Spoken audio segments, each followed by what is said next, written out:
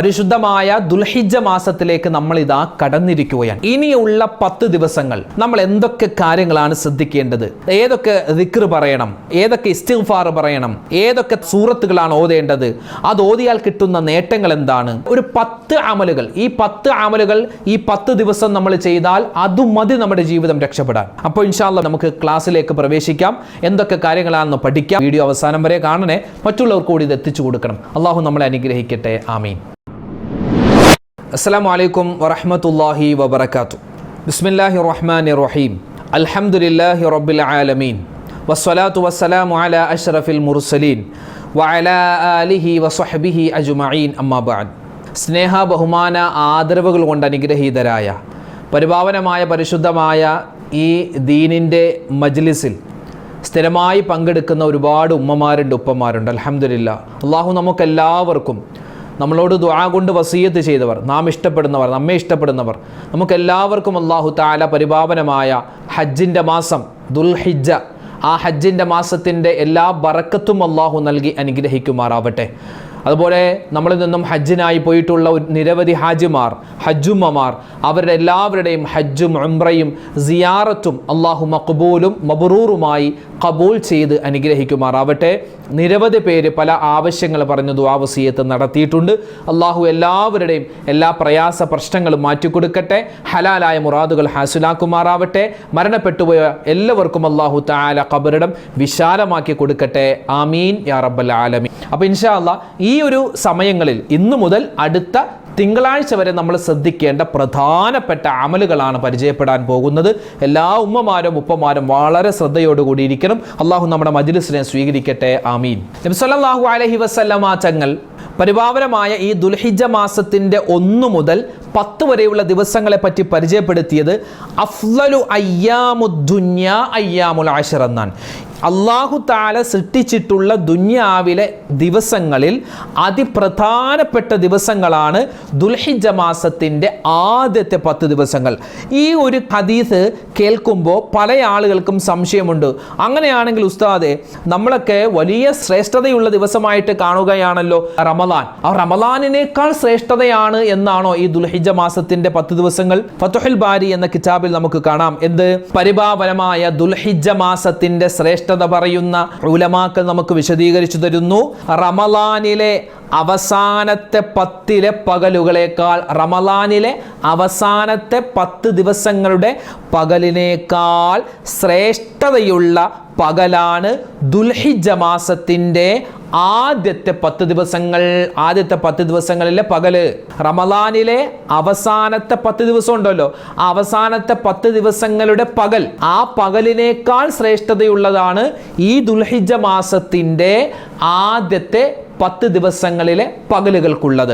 റമളാനിലെ അവസാനത്തെ 10 രാത്രികളുണ്ടല്ലോ, നമ്മൾ 27-ാം രാവ്, 28-ാം രാവ്, 29-ാം രാവ് എന്നൊക്കെ പറഞ്ഞ അവസാനത്തെ 10 രാത്രികൾ, ആ രാത്രികൾക്ക് വലിയ ശ്രേഷ്ഠതയുണ്ട്. ഏതിനേക്കാൾ? ഈ ദുൽഹിജ്ജ മാസത്തിൻ്റെ ആദ്യത്തെ 10 രാത്രികളേക്കാൾ ശ്രേഷ്ഠതയുണ്ട്. അപ്പോൾ പകലുകളിൽ വെച്ച് ഏറ്റവും ശ്രേഷ്ഠമായത് ഈ ദുൽഹിജ്ജ മാസത്തിൻ്റെ ആദ്യത്തെ 10 ദിവസങ്ങളുടെ പകലിലാണ്. അങ്ങനെ പകലുകൾക്ക് ശ്രേഷ്ഠത വരാനുള്ള കാരണം പറയുന്നത് ഈ ദുൽഹിജ്ജ മാസത്തിന്റെ ആദ്യത്തെ 10 ദിവസങ്ങളിൽ ആണ് മുഹിമ്മാത്തുൽ ഇബാദാത്ത്, ഇജ്തിമാഉ മുഹിമ്മാത്തുൽ ഇബാദാത്ത്, അമലുകളിൽ വെച്ച് അല്ലാഹുവിന് നമ്മൾ ചെയ്യുന്ന ഇബാദത്തുകളിൽ വെച്ച് ഏറ്റവും മുഖ്യമായതും അതല്ലാത്തതുമായ എല്ലാ അമലുകളും ചേർന്നു വരുന്നത് ഈ ദുൽഹിജ്ജ മാസത്തിന്റെ ആദ്യത്തെ 10 ദിവസങ്ങളുടെ പകലിലാണ്. ഹജ്ജ്, ഉംറ, ഉദ്ഹിയത്ത്, നിസ്കാരം, നോമ്പ്, സകാത്ത്, ഖുർആൻ പാരായണം, ദിക്ർ പറയുക, അതുപോലെ തന്നെ സ്വലാത്ത് പറയുക, അതുപോലെ തന്നെ ഹജറുൽ അസ്വദ് ചുംബിക്കുക തുടങ്ങി എന്തെല്ലാം നല്ല അമലുകളുണ്ടോ അത് മുഴുവനും ഒരുമിച്ച് കൂട്ടപ്പെട്ടിട്ടുള്ള 10 ദിവസങ്ങളാണ് ദുൽഹിജ്ജ മാസത്തിന്റെ ആദ്യത്തെ 10 ദിവസങ്ങൾ. അതുകൊണ്ടാണ് ഈ ഒരു 10 ദിവസങ്ങൾക്ക് വലിയ ശ്രേഷ്ഠത, പ്രത്യേകിച്ച് ഈ ദുൽഹിജ്ജ മാസത്തിന്റെ 10 പകലുകൾക്ക് വലിയ ശ്രേഷ്ഠത ഉണ്ടാവാൻ കാരണം ഖുർആനിൽ അല്ലാഹു തആല സൂറത്തുൽ ഫജ്റിൽ വൽ ഫജ്ർ, പ്രഭാതത്തെ തന്നെ തന്നെയാണ് സത്യം, വലയാലിൻ അശ്ർ 10 രാത്രികളെ തന്നെയാണ് സത്യം. വലയാലിൻ അശ്ർ എന്ന് അല്ലാഹു തആല 10 രാത്രികളെ സത്യമിട്ട് പറഞ്ഞിട്ടുണ്ട്. ഇത് റമളാനിലെ അവസാനത്തെ 10 ദിവസമാണെന്ന് അഭിപ്രായമുണ്ട്, മുഹറം മാസത്തിന്റെ ആദ്യത്തെ 10 ദിവസമാണെന്ന് അഭിപ്രായമുണ്ട്. ഭൂരിഭാഗം പണ്ഡിതന്മാരും പറഞ്ഞിട്ടുള്ളത് ദുൽഹിജ്ജ മാസത്തിന്റെ ആദ്യത്തെ 10 ദിവസങ്ങളാണെന്നാണ്. അപ്പൊ അതുകൊണ്ട് ഏതായാലും ശ്രേഷ്ഠതയുള്ള ദിവസമാണ്. ഈ ഒരു ദിവസങ്ങളിൽ നമ്മൾ എന്ത് അമലാണ് ഏറ്റവും കൂടുതൽ ചെയ്യേണ്ടത്? അതാണ് ഒരുപാട് പേർക്കുള്ള സംശയം. എന്ത് അമലാണ് ചെയ്യുക ഉസ്താദെ? കേട്ടോ, ഒരു ഹദീസും അതിന്റെ വിശദീകരണവും മാത്രം നമുക്ക് പറഞ്ഞ് നമുക്ക് ഇൻഷാ അല്ലാഹ് ദുആ ചെയ്ത് പിരിയാം. മഹാനായ അബൂദർദാ റളിയല്ലാഹു തആല അൻഹു പറയുകയാണ്, അലൈക്കും ബിസൗമി അയ്യാമിൽ അശ്ർ വഇക്സാരി ദുആ والاستغفار والصدقة فيها فإني سمعت نبيكم محمدا صلى الله عليه وسلم يقول الويل لمن حرم خير أيام العشر أو كما قال عليه السلام. മഹാനായ അബൂദർദാ റളിയല്ലാഹു തആല അൻഹു പറയുകയാണ്, പരിശുദ്ധമായ ദുൽഹിജ്ജ മാസത്തിന്റെ ആദ്യത്തെ 10 ദിവസങ്ങൾ, ആ 10 ദിവസങ്ങളിൽ നിങ്ങൾ അധികരിപ്പിക്കേണ്ട അമലുകളിൽപ്പെട്ട ഒന്നാമത്തേത് നോമ്പാണ്, രണ്ടാമത്തേത് ദുആയാണ്, മൂന്നാമത്തേത് ഇസ്തിഗ്ഫാറാണ്, നാലാമത്തേത് സ്വതക്കയാണ്. കാരണം നബി സല്ലല്ലാഹു അലൈഹി വസല്ലമ തങ്ങൾ പറയുന്നതായിട്ട് ഞാൻ കേട്ടിട്ടുണ്ട്, അതായത് ജീവിതത്തിൽ അല്ലാഹു തആല നന്മ ഖൈറിനെ തടയപ്പെട്ട ആളുകളുടെ അടയാളം എന്ന് പറഞ്ഞാൽ ദുൽഹിജ്ജ മാസത്തിന്റെ ആദ്യത്തെ 10 ദിവസങ്ങളിൽ ഒരു അമലും ചെയ്യാൻ പറ്റാത്തവന് അവനിക്ക് അവന്റെ ജീവിതത്തിൽ എല്ലാ ഖൈറുകളും നഷ്ടമായവനാണ്, തടയപ്പെട്ടവനാണ് എന്ന് നബി തങ്ങൾ പറഞ്ഞിട്ടുണ്ട്. അതുകൊണ്ട് എൻ്റെ ശബ്ദം കേൾക്കുന്ന മുത്തു മുഅ്മിനീങ്ങളോട് പറയട്ടെ, ഈ 10 ദിവസങ്ങൾ ദുൽഹിജ്ജ മാസത്തിന്റെ ആദ്യത്തെ 10 ദിവസങ്ങളിൽ ഒരു 10 അമലുകൾ മാത്രം നമ്മൾ ശ്രദ്ധിച്ചാൽ ഇൻഷാ അല്ലാഹ് നമുക്ക് എല്ലാവിധ ഖൈറുകളും കിട്ടും. ഈ ദുൽഹിജ്ജ മാസം നമുക്ക് അനുകൂലമാകും. ദുൽഹിജ്ജ മാസത്തിന്റെ ആദ്യത്തെ 10 ദിവസങ്ങൾ അതിപ്രധാനമാണ്, അതിശ്രേഷ്ഠമാണ്, എണ്ണിയാലൊടുങ്ങാത്ത പ്രത്യേകതകളാണ്. അതായത് റമളാനിന്റെ അവസാനത്തെ 10കളോട്, ലൈലത്തുൽ ഖദറിനെ പ്രതീക്ഷിക്കുന്ന അവസാനത്തെ 10 ഉണ്ടല്ലോ, ആ 10നോട് കിടപിടിക്കുന്ന തരത്തിൽ ശ്രേഷ്ഠതകൾ കൊണ്ട് മുന്തിയ ദിവസങ്ങളാണ് ഈ ദുൽഹിജ്ജ മാസത്തിന്റെ ആദ്യത്തെ 10 ദിവസങ്ങൾ. അപ്പോൾ ഒന്നാമതായി മഹത്തുക്കളായ ഉലമാക്കൾ നമുക്ക് പറഞ്ഞു തരുന്നു, നബി തങ്ങളുടെ ഹദീസിലും കാണാം, എന്ത്? നോമ്പ്. നോമ്പുകൾ കൊണ്ട് ഈ പരിശുദ്ധമായ ദിവസങ്ങളെ നമ്മൾ വലിയ ശ്രേഷ്ഠതയുള്ളതാക്കണം. ദുൽഹിജ്ജ 1 മുതൽ 9 ദിവസം തുടർച്ചയായി നോമ്പ് പിടിക്കൽ വലിയ ഖൈറാണ് എന്ന് മഹാനായ ഇബ്നു ഉമർ റളിയല്ലാഹു തആല അൻഹു പറയുന്നു. മഹാനവകളുടെ അഭിപ്രായത്തിൽ പരിശുദ്ധമായ ദുൽഹിജ്ജ 1 മുതൽ 9 വരെ നോമ്പ് പിടിക്കൽ വളരെയധികം ശക്തിമത്തായ സുന്നത്താണ്, മഹാനായ ഇബ്നു ഉമർ റളിയല്ലാഹു അൻഹുവിന്റെ അഭിപ്രായത്തിൽ. നബി സല്ലല്ലാഹു അലൈഹി വസല്ലമ തങ്ങൾ അങ്ങനെ നോമ്പ് പിടിച്ചിട്ടുണ്ട്. നബി തങ്ങൾ ദുൽഹിജ്ജ മാസത്തിന്റെ ആദ്യത്തെ ദിവസങ്ങളിൽ പല ദിവസങ്ങളിലും നോമ്പ് പിടിച്ചിട്ടുണ്ട് എന്ന് പല മഹാന്മാരും അവരുടെ കിതാബുകളിൽ കൊണ്ടുവന്നിട്ടുണ്ട്. ദുൽഹിജ്ജ മാസത്തിന്റെ 9ാമത്തെ ദിവസം, അതായത് അറഫ ദിവസം പ്രത്യേകം നോമ്പ് പിടിച്ചിരുന്നു നബി സല്ലല്ലാഹു അലൈഹി വസല്ലമ തങ്ങൾ. അതുപോലെ തന്നെ പ്രത്യേകം നോമ്പ് പിടിക്കാൻ നബി തങ്ങൾ പറഞ്ഞിട്ടുണ്ട്. കാരണം ഈ അറഫ ദിവസം, അറഫ നോമ്പ് ഇൻഷാ അല്ലാഹ് വിശദമായി നമുക്ക് ആ ഒരു സമയത്ത് പറയാം. അറഫ നോമ്പ് ഒരാൾ പിടിച്ചാൽ അവനിക്ക് കിട്ടുന്ന പ്രതിഫലം യുകഫിറു സനത്തൽ മാദിയ വൽ ബാഖിയ, കഴിഞ്ഞു പോയതും വരാനിരിക്കുന്നതുമായ പാപങ്ങൾ അല്ലാഹു തആല പുറത്തു തരുമെന്നാണ്. അറഫ നോമ്പിന്റെ ശ്രേഷ്ഠതയാണ്. കഴിഞ്ഞ റമളാനിൽ ഖളാ ആയി പോയ നോമ്പുണ്ടാകും. ആ നോമ്പ് അങ്ങനെ ഖളാ ഉള്ള ആളുകൾക്ക് ഈ ദുൽഹിജ്ജ മാസത്തിന്റെ ആദ്യത്തെ 10 ദിവസങ്ങളിൽ നമുക്ക് നോമ്പ് പിടിച്ച് വീട്ടാവുന്നതാണ്. ഖളാ ആയി പോയ നോമ്പുണ്ടെങ്കിൽ വീട്ടാം. അതുപോലെ തന്നെ ഈ ഒരു 10 ദിവസങ്ങൾക്കിടയിൽ വ്യാഴാഴ്ച വരുന്നുണ്ട്, അതുപോലെ തിങ്കളാഴ്ച വരുന്നുണ്ട്. ആ സമയത്തൊക്കെ നമ്മൾ വ്യാഴാഴ്ചയുടെ സുന്നത്തും തിങ്കളാഴ്ചയുടെ സുന്നത്തും നോമ്പ് പിടിക്കുന്നവരാണല്ലോ പല ആളുകളും. അപ്പോൾ ഈ ഒരു നിയ്യത്ത് കൂടി കരുതുക, അതിന്റെ പ്രതിഫലവും അല്ലാഹു തരും. അപ്പോൾ ദുൽഹിജ്ജ മാസത്തിന്റെ ആദ്യത്തെ 10 ദിവസങ്ങളിലെ ഒരു നോമ്പ് ഞാൻ പിടിക്കുന്നു എന്ന് നിയ്യത്ത് വെച്ചാലും നമുക്ക് ഇൻഷാ അല്ലാഹ് ഈ ഒരു നോമ്പിന്റെ പ്രതിഫലം കിട്ടുന്നതാണ്. പിന്നെ അറഫ നോമ്പിന്റെ ആ ഒരു സമയത്ത് പ്രത്യേകം അറഫ ദിവസത്തിലെ സുന്നത്തായ നോമ്പ് അല്ലാഹു തആലക്ക് വേണ്ടി ഞാൻ പിടിക്കുന്നു എന്ന് ആ ഒരു സമയത്ത് നമ്മൾ നിയ്യത്ത് വെക്കണം. അപ്പോൾ നോമ്പിന്റെ കാര്യം മറന്നു പോവണ്ട. നമുക്ക് ഖളായി പോയിട്ടുള്ള നോമ്പ് അതൊക്കെ പിടിച്ചു വീട്ടാൻ പറ്റിയ വലിയൊരു അവസരം കൂടിയാണെന്ന് മനസ്സിലാക്കുക. കാരണം ഇത് യുദ്ധം ഹറാമാക്കപ്പെട്ട മാസമാണ്, അല്ലാഹു ആദരിച്ച മാസമാണ്. ചെറിയ ഒരു അമലിന് വലിയ വലിയ കുന്നോളം വലിയ പ്രതിഫലമാണ് അല്ലാഹു തആല തരുന്നത്. ഇനി രണ്ടാമതായി ശ്രദ്ധിക്കേണ്ടത് ദുആയാണ്. ഈ ദുൽഹിജ്ജ മാസത്തിന്റെ ആദ്യത്തെ 10 ദിവസങ്ങളിൽ എന്ന് മാത്രമല്ല, ദുൽഹിജ്ജ മുഴുവൻ മറ്റു സമയങ്ങളിൽ നമുക്ക് പറയാം, പ്രത്യേകിച്ച് ദുൽഹിജ്ജ ദുൽഹിജ്ജ മാസം 1 to 10 നമ്മൾ ദിവസങ്ങളിൽ ഒഴിവാക്കാൻ പാടില്ലാത്തൊരു ദുആ മഹത്തുക്കളായ പണ്ഡിതന്മാർ നമുക്ക് പറഞ്ഞു തരുന്നു. ഏതാണ് ആ ദുആ? ഇവിടെ കാണാം. അല്ലാഹുമ്മ ഇന്നി അസ്അലുക റിളാക വൽ ജന്ന വ അഊദു ബിക മിൻ സുഖ്തിക വന്നാർ. അല്ലാഹുമ്മ ഇന്നി അസ്അലുക റിളാക വൽ ജന്ന വ അഊദു ബിക മിൻ സുഖ്തിക വന്നാർ. എന്താ അതിന്റെ അർത്ഥം? അല്ലാഹുമ്മ, അല്ലാഹുവേ, ഇന്നി അസ്അലുക, ഞാൻ നിന്നോട് ചോദിക്കുകയാണ്, റിളാക, നിന്റെ തൃപ്തിയെ, അതുപോലെ വൽ ജന്ന, നിന്റെ തൃപ്തിയും എനിക്ക് വേണം, അതുപോലെ നിന്റെ സ്വർഗവും എനിക്ക് വേണം. പിന്നെയോ വീണ്ടും ചോദിക്കുന്നു, അഊദു ബിക റബ്ബേ, ഞാൻ നിന്നോട് കാവൽ ചോദിക്കുകയാണ്, മിൻ സുഖ്തിക, നിന്റെ കോപത്തെ തൊട്ടും, വന്നാർ, നരകത്തെ തൊട്ടും. എത്ര ശ്രേഷ്ഠതയുള്ളൊരു ദുആയ!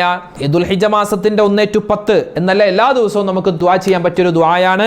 അല്ലാഹുമ്മ ഇന്നി അസ്അലുക റിളാക വൽ ജന്ന വ അഊദു ബിക മിൻ സുഖ്തിക വന്നാർ. ഇത് സ്പെഷ്യലായിട്ടുള്ളൊരു ദുആയാണ്. അതുപോലെ ഒരുപാട് ദുആകളുണ്ട്. റബ്ബനാ ആതിനാ ഫിദ് ദുനിയാ ഹസനതൻ വഫിൽ ആഖിറതി ഹസനതൻ വഖിനാ അദാബന്നാർ.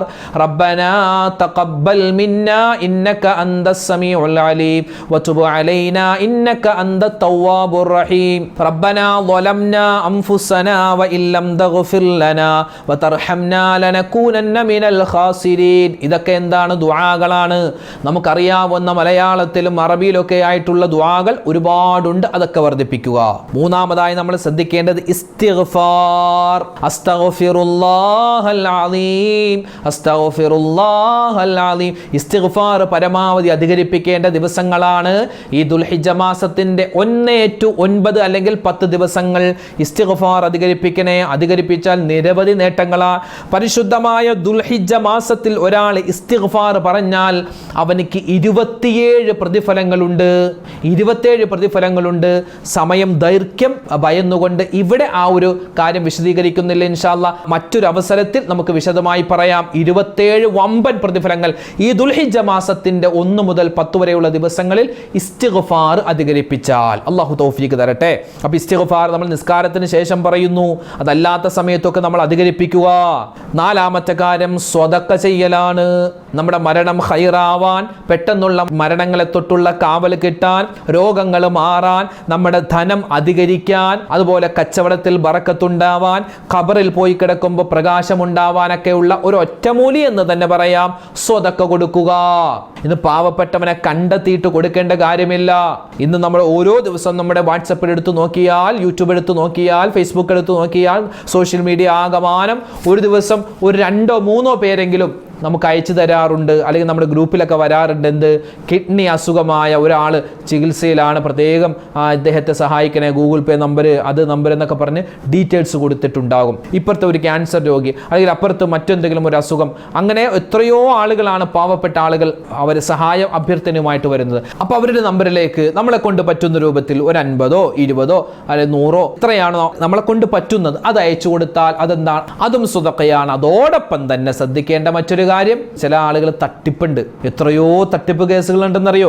വെറുതെ അഭിനയിച്ചിട്ട് ഇങ്ങനെ പൈസ തട്ടുന്ന എത്രയോ ആളുകൾ. നമുക്കൊരാൾ അയച്ചു തന്നാൽ അയാളോട് ചോദിക്കുക ഇത് ഉള്ളതാണോ. അപ്പോൾ ചിലപ്പോൾ നമുക്ക് അയച്ചു തരുന്ന ആൾ സത്യസന്ധനാവും, അല്ലെങ്കിൽ അയാളുടെ നാട്ടിലുള്ള ആളാവാം. അപ്പോൾ അങ്ങനെയൊക്കെ ആണെങ്കിൽ നമുക്ക് പിന്നെ കൂടുതൽ അന്വേഷിക്കേണ്ട. ഒരുപാട് പേരുള്ളൊരു വാട്സപ്പ് ഗ്രൂപ്പിൽ ഇങ്ങനെ വന്നാൽ നമ്മളത് പ്രധാനമായും ചെക്ക് ചെയ്യണം, അതുള്ളതാണോ എന്നൊക്കെ. ഇനി നമ്മൾ ഒരാൾക്ക് അയച്ചു കൊടുക്കുകയാണെങ്കിൽ നമുക്ക് ബോധ്യമാവണം ഇത് സത്യസന്ധമാണ്, ഇങ്ങനൊരു കേസുണ്ട്, ഇങ്ങനെ ഒരു രോഗിയുണ്ടെന്ന് സത്യസന്ധമായി നമ്മൾ മനസ്സിലാക്കിയിട്ട് വേണം നമ്മൾ മറ്റുള്ളൊരു ഗ്രൂപ്പിലേക്ക് ഇട്ട് കൊടുക്കാൻ. അല്ലെങ്കിൽ നമ്മൾ നുണപ്രചരണമാണ്, വെറുതെ ഉള്ളൊരു മെസ്സേജാണ് അയച്ചു കൊടുക്കുന്നതെങ്കിൽ നമ്മളും തെറ്റ് പ്രചരിപ്പിച്ച ഒരു ശിക്ഷയായിരിക്കും കിട്ടുക. ഇപ്പോൾ ഒരാൾ നമ്മുടെ മുന്നിലേക്ക് വന്നാൽ അയാളുടെ ഹൃദയം തുറന്നു നോക്കാനൊന്നും പറ്റില്ല. ആ രൂപത്തിലും ഭാവത്തിലും നമുക്ക് മനസ്സിലാവുമല്ലോ ഇയാൾ അർഹനാണോ അല്ലയോ എന്ന് നമുക്ക് മനസ്സിലാകും. അർഹനാണെങ്കിൽ അയാൾക്ക് നല്ലൊരു സ്വതക്ക കൊടുക്കുക. കാരണം ഈ പരിശുദ്ധമായ ദുൽഹിജ്ജ മാസത്തിന്റെ ഈ പ്രധാനപ്പെട്ട ദിവസങ്ങളിൽ സ്വതക്ക കൊടുക്കൽ വളരെയധികം പുണ്യമുള്ളതാണ്. 5-ാമത്തേത് വിശുദ്ധമായ ഖുർആൻ ഖുർആൻ പാരായണം, സൂറത്തുൽ ഹജ്ജ് ഓതിയാൽ നിരവധി പ്രതിഫലമാണ്. സൂറത്തുൽ ഹജ്ജ് ഓതിയാൽ ഒരുപാട് നേട്ടമുണ്ട്. പല ആളുകളും ചോദിച്ചു, സൂറത്തുൽ ഹജ്ജ് ഓതിയാൽ ഹജ്ജിന് പോകാൻ പറ്റുമോ? എന്താ സംശയമുണ്ടോ? സൂറത്തുൽ ഹജ്ജ് ഓതിയാൽ ഹജ്ജിന് പോകാൻ പറ്റുമോ? വിശദമായ ഒരു ചർച്ച തന്നെ ഇൻഷാ അല്ലാഹ് അടുത്ത ദിവസം നമ്മൾ പറയുന്നുണ്ട്. കൃത്യമായി നിങ്ങൾക്കതിൽ കേൾക്കാം. അതുപോലെ സൂറത്തുൽ ഫജ്ർ, വൽ ഫജ്ർ വലയാലിൻ അശ്ർ എന്ന സൂറത്തുൽ ഫജ്ർ ഈ പരിശുദ്ധമായ ദുൽഹിജ്ജ മാസത്തിന്റെ 1 മുതൽ 10 ദിവസം നമ്മൾ തുടർച്ചയായി ഓതിയാൽ നിരവധി നേട്ടങ്ങൾ കിട്ടുന്ന വലിയൊരു അത്ഭുതം നിറഞ്ഞ സൂറത്താണ് സൂറത്തുൽ ഫജ്ർ.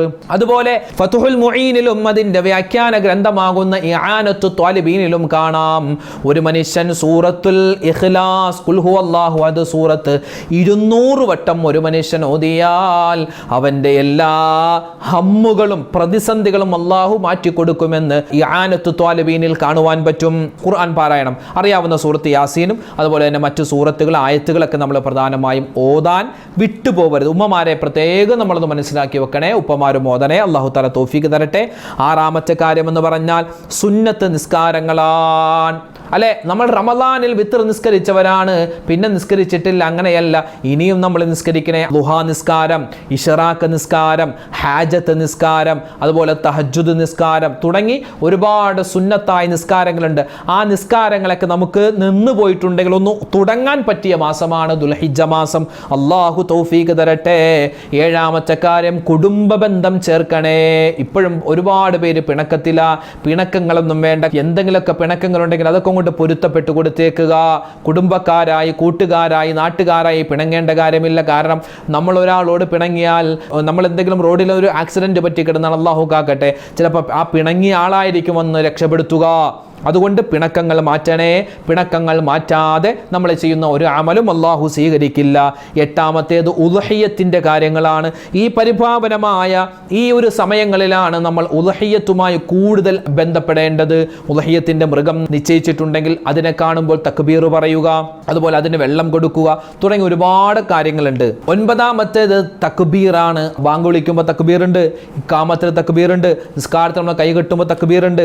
തക്ബീർ, അല്ലാഹു അക്ബർ, അല്ലാഹു അക്ബർ, അല്ലാഹു അക്ബർ, അത് ഏറ്റവും കൂടുതൽ അധികരിപ്പിക്കേണ്ട, പറയേണ്ട ഒരു സമയം. കാരണം ഹാജിമാരെല്ലാവരും തക്ബീറാണ് പറയുക.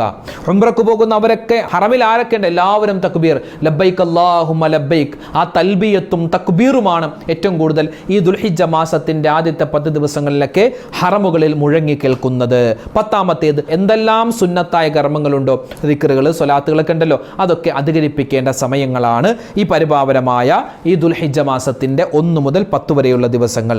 അതുകൊണ്ട് ഇൻഷാ അല്ലാഹ് ഈ 10 ദിവസങ്ങളുടെ ശ്രേഷ്ഠത നമ്മൾ പറഞ്ഞു, ചെയ്യേണ്ട അമലുകൾ നമ്മൾ പറഞ്ഞു. അല്ലാഹു തആല ഇതൊക്കെ മനസ്സിലാക്കി നമുക്കെല്ലാവർക്കും, പറഞ്ഞ എനിക്കും കേട്ട നിങ്ങൾക്കും നമുക്കെല്ലാവർക്കും അല്ലാഹു തആല ഈ പറയപ്പെട്ട അമലുകളെല്ലാം ചെയ്യാനുള്ള മഹാഭാഗ്യം നൽകി അനുഗ്രഹിക്കുമാറാവട്ടെ. അല്ലാഹു തആല ആരൊക്കെ നമ്മളോട് ദുആ ചെയ്യാൻ പറഞ്ഞോ നമ്മുടെ വീഡിയോകൾക്ക് താഴെ കമന്റായി രേഖപ്പെടുത്തുന്നവർ, നേരിട്ട് കണ്ട് പറയുന്നവർ, ഫോണിൽ വിളിച്ച് പറയുന്നവർ, അല്ലാഹു എവിടെച്ചോനെ എല്ലാവരുടെയും എല്ലാ പ്രയാസ പ്രതിസന്ധികളും നീ മാറ്റി കൊടുക്കണേ അല്ലാഹ്. ഹലാലായ മുറാദുകൾ നീ ഹാസുലാക്കണേ അല്ലാഹ്. ഈ പരിപാവനമായ ദുൽഹിജ്ജ മാസത്തിന്റെ ആ ഒരു ബറക്കത്ത് കൊണ്ട് അല്ലാഹുവേ ഞങ്ങളുടെ എല്ലാ കാര്യത്തിലും നീ എല്ലാവിധ എളുപ്പവും റാഹത്തും സന്തോഷവും ബറക്കത്തും നൽകണേ റഹ്മാനെ. ഹാജിമാർ, അവർ പല ആളുകളും രോഗികളായി കഴിയുന്നവരുണ്ട് അല്ലാഹുവേ. എല്ലാവരുടെയും രോഗങ്ങളെ ശിഫയാക്കി ഈ പ്രാവശ്യത്തെ ഹജ്ജ് റാഹത്തായി അവർക്ക് ചെയ്യാനുള്ള അവസരം നീ കൊടുക്കണേ റഹ്മാനെ. ഞങ്ങൾക്കുമൊക്കെ ഹജ്ജ് ചെയ്യാനുള്ള അവസരം നൽകണേ അല്ലാഹ്. ആമീൻ യാ റബ്ബൽ ആലമീൻ. അസ്സലാമു അലൈക്കും വറഹ്മത്തുള്ളാഹി വബറകാതുഹു.